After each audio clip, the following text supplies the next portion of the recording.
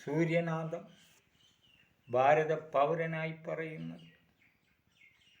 വിഷയം പൊതുവേദിയിൽ എത്തിയാൽ ജനങ്ങളിൽ പലവിധ അഭിപ്രായ വ്യത്യാസങ്ങൾ ഉതിർക്കും. സത്യശൂഷണം എങ്ങനെയായാലും ഉണ്ടാകും.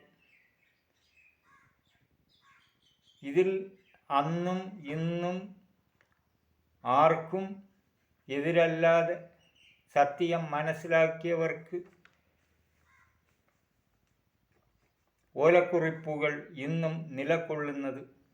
കല്ലുകൊണ്ട് ജീവിച്ച കാലം മുള്ളുകൊണ്ട് വരച്ച് ആ അക്ഷരം തത്വത്തിൽ ദൈവം ശരീരം ആയത് ദൈവത്തിനെ ആവാഹിച്ച് 49,000 ഓലക്കുറിപ്പുകൾ അഹമുഖമായി പറയുന്നത് തഞ്ചാവൂരിൽ ഇന്നും ഉണ്ട്. അവകളിൽ ഉള്ളവ ആ കുറിപ്പുകളിൽ അറിവു കടലളവ് കയ്യളവ് അറിവിൽ മൊഴിഞ്ഞു എന്ന് ഔവ്വയ്യാർ പാരമ്പര്യങ്ങളുടെ അറിവിൽ കടുകുമണി അറിവിൽ പറയുന്നത് ആരെയും തീണ്ടിയല്ല. അവർകൾ പറഞ്ഞത് ആ വഴിയിൽ അവர்களுടെ ശരീരതത്വം നേടിയത് അന്യ നിഴലിനെ തീണ്ടാതെ അൻപുകൊണ്ട്. അൻപിനെ ആരും കഴിക്കുകയില്ല. അതുപോലെ ആ ശരീരം വിട്ട് ബാക്കി മിച്ചമുള്ള എല്ലാ ജീവജാലങ്ങളെയും അൻപു പൂണ്ട്. അതിനെയാണ് പട്ടിനത്ത് സിദ്ധർ പറയുന്നത് ഏഴയേക്കാൾ ഏഴ് എന്ന്. ആ വഴിയിനെ ഇവൻ പറയുന്നത് അഹമുഖ ശരീരത്തേടൽ പറയുന്നത് നിങ്ങളെപ്പോലെ ഞാനും മണ്ണിൽ പണിയെടുത്ത് വളർന്നു വന്നവൻ. അതിൽ അവർ കൃതികൾ കഥകൾ വായിക്കുന്നത് സിദ്ധർ ഭാഷ പരിഭാഷ അകരാതി അർത്ഥം മനസ്സിലാക്കുവാൻ 37 വർഷം. ഇപ്പോൾ വയസ്സ് 60 കഴിഞ്ഞു. 2016 8-ാം വയസ്സിൽ എന്നെ വലിച്ചിളച്ച ആൾ വടിവൂന്നി നടന്നത് മാനത്തിൽ. ഇന്ന് ആ 2016 യൂട്യൂബിൽ ഫോട്ടോയിൽ കണ്ടു, ഫോണിൽ കൂടി. അപ്പോഴാണ് ആ മഹാനെക്കുറിച്ച് ഓർത്തത്. 8-ാം വയസ്സിൽ സ്വപ്നം കണ്ടത് ഇന്ന് ഇങ്ങനെ കണ്ടു. അതിലിരുന്ന് നേടിയതും ഈ മഹാന്റെ കുറിപ്പുകൾ വായിക്കുവാനും തുടങ്ങി. അത് ഇന്ന് പാരമ്പര്യമായി ഓരോരോ രാഷ്ട്രീയ പാർട്ടിക്കാർ ഓരോരുത്തരെയും ഗുരുവായി ആദിയിലുള്ളവരെ കൊണ്ട് വഴി നടത്തുന്നു. എല്ലാ മേഖലയിലും അവർകൾ ചിട്ട ഇവരിൽ ഇല്ല. രാഷ്ട്രീയത്തിൽ നോക്ക്, ഇന്ന് അത് ഇല്ല. അതുപോലെ അല്ല ഇവൻ ഇവിടെ പറയുന്നത്. ഇവിടെ ഏത് വിഷയം സിദ്ധന്മാർകൾ തത്വത്തിൽ അഹമുഖ കാഴ്ചയിൽ പറയുമ്പോൾ അന്യരെ തീണ്ടി ഒരു വാക്ക് പോലും അല്ല.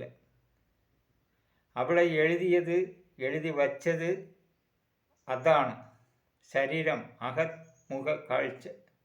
അതിനെക്കുറിച്ച് പറയുമ്പോൾ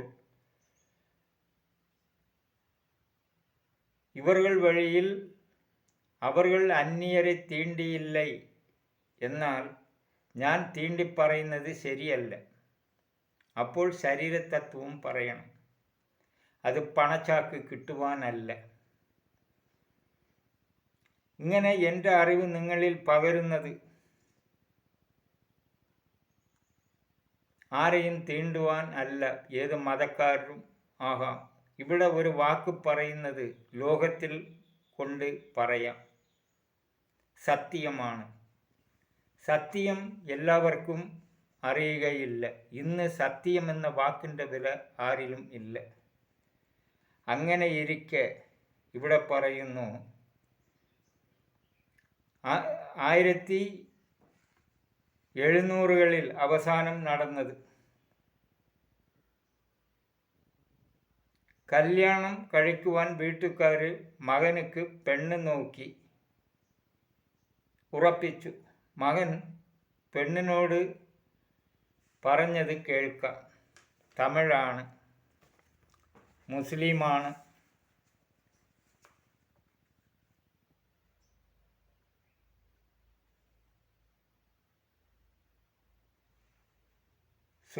സുൽത്താൻ അബ്ദുൽ ഖാദിർ. അപ്പോൾ സുൽത്താൻ അബ്ദുൽ ഖാദിർ കുടുംബ പെണ്ണാണ്. അവിടെ ചെന്ന് പറഞ്ഞു, സാധാരണ പറയുന്നത് പോലെ, എടി ഞാൻ പോകുന്നത് വേറെ വഴി, ആ വഴിയിൽ നിന്നെ കല്യാണം കഴിച്ചാൽ ശരിയാവുകയില്ല, അതുകൊണ്ട് നീയാണ് എൻ്റെ ഗുരു എന്ന് പറഞ്ഞ്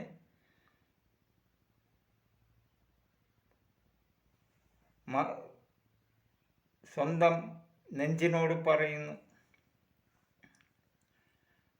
பெண் கொண்ட பேர்பட்ட பாட்டையும் கேட்டையும் பேசுவோமே നെഞ്ചമേ. അപ്പോൾ പെണ്ണ് കെട്ടിയാൽ ഉള്ള പാട് ചൂട് അതിനെ കുറിച്ച് ചിന്തിക്കാം. ഇന്നത്തെ കാലമല്ല. അന്ന് റോഡ് ടാറും ഒന്നും ഇല്ല, വെറും മണ്ണിട്ട റോഡ്, പാലങ്ങളില്ല, സിമെൻ്റ് കൊണ്ടുള്ള പരിപാടികൾ ഒന്നും ഇല്ല. ആ കാലത്ത് കേരളം രൂപീകരിച്ചിട്ടില്ല. കേരളത്തിൽ റബ്ബറില്ല, തുണി ഇല്ല, നടക്കുന്ന കാലം, ഇല ഒടിച്ച് ഇലയെ തുണിയാക്കി നടന്ന കാലം. ആ കാലം കേരളത്തിലും ഉണ്ട്. അന്ന് ഓലപ്പായ, കീറപ്പായ, 1-2 പാത്രം, ചിരട്ടയിൽ ജലം, ഇങ്ങനെ ദുരിത ജീവിതം. ആ കാലത്തിലാണ് ഇത് നടക്കുന്നത്. മലയാളിക്കും അന്ന് ഇതേ അവസ്ഥ. അടുത്തത് പറയുന്നു, നാടി ഗുരുവടി തേടി നടക്കിன்ற നൽചെയலை കസപ്പാക്കുവാൾ. അതായത് ആശാനായി നടക്കുന്നു ആ ഓർമ്മയിൽ. അപ്പോൾ അതിൻ്റെ പ്രവൃത്തി കുടുംബം പറ്റുകയില്ല.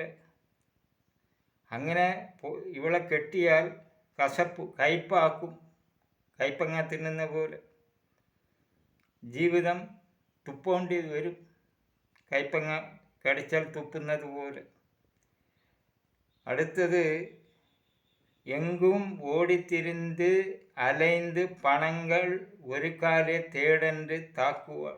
ആ ചിന്തയൊക്കെ ഒഴിവാക്കിയിട്ട്, ഇവിടെ കുട്ടികളൊക്കെ ഉണ്ടായല്ലോ, എന്നെ നോക്കണ്ടായോ, അവിടെ കുത്തിയിരുന്നാൽ മതിയോ, മണ്ടിക്കോ, പണിയെടുത്തോ. അന്ന് പണിയെന്ന് പറഞ്ഞാൽ ആടുമേക്കൽ, പോത്ത്, കൃഷികൾ, അങ്ങനത്തെ പണികളാണ്.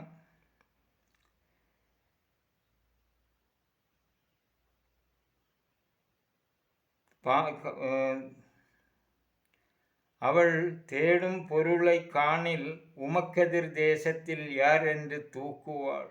இன்னும் ஆடென்றும் மாடென்றும் വീടെன்றுം തേടെன்றுം ആണ്ടവനെ മറപ്പാക്കുവാൾ.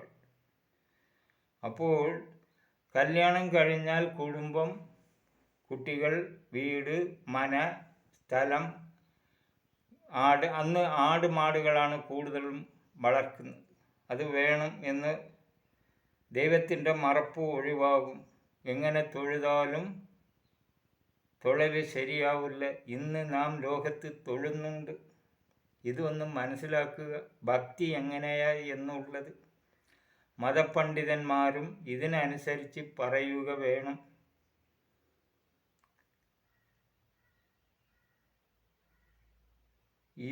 ஈடென்றில நினைவாக்குவாள் அந்த கேடிகள் ആശை வைத்ததைയോ വയ്യകത്തിൽ. കല്യാണം കഴിഞ്ഞാൽ ബാക്കിയെല്ലാം പോയി, പിന്നെ ഒരു നിലനിൽപ്പുമില്ല മനസ്സിന്. അങ്ങനെ ഓർമ്മിക്കും. പിന്നെ അന്തക്കേടി, ആ പെണ്ണുങ്ങളോട് പെരുമാറുന്ന ലീല. അതാണ് പെണ്ണ് കെട്ടിയാൽ ലോകത്തിൽ നടക്കുന്നത്. അതുകൊണ്ട് ഭക്തി നേടുവാൻ കഴിയുകയില്ല ഇന്ന് പറയുന്ന മതപ്പറച്ചിൽ. അതുവഴി സുൽത്താൻ അബ്ദുൽ ഖാദർ അവരുടെ കുടുംബക്കാരിൽ ആശാൻ പണ്ഡിതന്മാരുണ്ട്. അവர்களிடம் കൊണ്ട് ചേർത്തു മകനെ. സുൽത്താൻ അബ്ദുൽ ഖാദർ ആശാൻ പണ്ഡിതൻ മുനി നാരായണഗുരു പേരിലിരുന്ന് ജ്ഞാനി ഗുണകൂടി മസ്താൻ പേരിൽ അറിയുന്നതിൻ്റെ ഇടയ്ക്ക് ചതുരഗിരി പുറാമല നാഗമലയിൽ തനിച്ച് ജീവിച്ച് മോനത്തിൽ ജ്ഞാനം നേടി ജ്ഞാനിയായി. നാവൂർ കാരയ്ക്കാലിൽ ചില ഇടങ്ങളിൽ താമസിച്ച് എഴുതിയ ഗ്രന്ഥങ്ങളിൽ കീർത്തനങ്ങൾ കുറുനില, തപനില, തുറവിനില, നിയമനില, കാഴ്ചനില, ധ്യാനനില, സമാധിനില എന്ന കീർത്തനങ്ങൾ എഴുതി. ഇത് തമിഴ്നാട്ടിലുള്ളത്. തമിഴ്നാട്ടിൽ രാമനാഥപുരം ജില്ലയിൽ ജനിച്ച് ചെന്നൈയിൽ മുക്തിയായ ദൈവ ശരീരമാകുവാൻ. അതിൻ്റെ ഇടയ്ക്ക് പരാപരക്കണ്ണി, എക്കാലക്കണ്ണി എഴുതി. ചെന്നൈയിൽ മുൾ പിടിച്ച കാട്, ആ സ്ഥല ഉടമയെ കണ്ട് എനിക്കവിടെ താമസിക്കാൻ സ്ഥലം വേണമെന്ന് പറഞ്ഞു ഗുണകൂടി മസ്താൻ സാഹിബ് ആ കാടുകളിൽ ആ മുള്ളിൻ്റെ മുകളിൽ വെയിലത്ത് ഉറങ്ങി ഉണർന്ന് അന്ന് ആ സ്ഥലത്തിൽ കൂടി പാടി മുക്തിയായി. ഇത് തക്കല നൂർ മുഹമ്മദ് സാഹിബിൻ്റെ ചരിത്രം കൂടി വായിക്കുക. മുസ്ലിം പാരമ്പര്യത്തിൽ ഇവിടെ അനേകം ആൾക്കാരുണ്ട്. ഇതിൽ പറയാൻ ഇപ്പോൾ കുറേ സമയം വേണം. അതുകൊണ്ട് ഇടയ്ക്ക് ചെറുന്നനെ പറയാം. മുസ്ലിം മതപണ്ഡിതന്മാർ ഇന്ന് ഇങ്ങനെ ഒന്ന് ചിന്തിക്കുവാൻ ഉണ്ടോ? തമിഴ്നാട്ടിൽ ചെന്നാൽ അവിടെ ഇഷ്ടം പോലെ ഉണ്ട് ഈ കീർത്തനങ്ങൾ.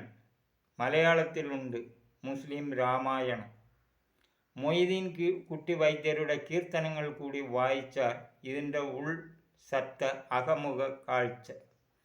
അവർ മുസ്ലിമായിരുന്നും അള്ളാഹുവിനെയും നബി പെരുമാനെയും അവർ പറയുന്നുണ്ട്. അതിൽ സിദ്ധ് വഴിയിൽ കൂടി അവർ ശിവനെയും പറയുന്നുണ്ട്. അത് അവർ വഴി തത്വം. അതുകൊണ്ടാണ് പറയുന്നത് എല്ലാ ദൈവവും ഒന്ന്.